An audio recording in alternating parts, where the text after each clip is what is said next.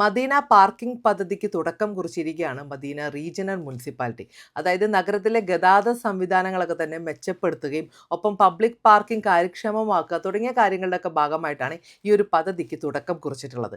അതായത് നഗരത്തിലെ തിരക്കുള്ള സ്ഥലങ്ങളിലെ പാർക്കിംഗ് നിയന്ത്രണം, വിവിധ സ്ഥലങ്ങളിലേക്കുള്ള പ്രവേശനം എളുപ്പമാക്കുക, ഇനി പാർക്കിംഗ് സ്പേസ് തിരഞ്ഞു നടക്കുന്ന ആ ഒരു സമയം ലാഭിക്കുക തുടങ്ങിയ കാര്യങ്ങളൊക്കെയാണ് ഈ ഒരു പദ്ധതിയിലൂടെ ലക്ഷ്യം വെക്കുന്നത്. താമസക്കാർക്കും സന്ദർശകർക്കും ഒക്കെ എല്ലാവർക്കും ഒരേപോലെ പ്രയോജനപ്പെടുന്ന രീതിയിൽ അഡ്വാൻസ് ടെക്നോളജിയുടെ സഹായത്തോടെയാണ് ഈ ഒരു പുതിയ ക്രമീകരണം ആരംഭിക്കുന്നത്. നിയമവിരുദ്ധമായിട്ടുള്ള പാർക്കിംഗ് തടയാനും ഈ ഒരു പദ്ധതിയിലൂടെ സാധിക്കും എന്നുള്ളതാണ്. അപ്പോൾ ഈ ഒരു പ്രൊജക്ടിന്റെ ആദ്യഘട്ടത്തിൽ നിശ്ചിത കേന്ദ്രങ്ങളിൽ പാർക്കിംഗ് പൂർണ്ണമായിട്ടും ഫ്രീ ആയിരിക്കും. പിന്നീട് ഇത് പല സ്ഥലങ്ങളിലേക്ക് വ്യാപിപ്പിക്കുകയും അതിനുശേഷം ഡിജിറ്റൽ പേയ്മെന്റ് സംവിധാനം ഇതിൽ ഉൾപ്പെടുത്തുകയും ചെയ്യും.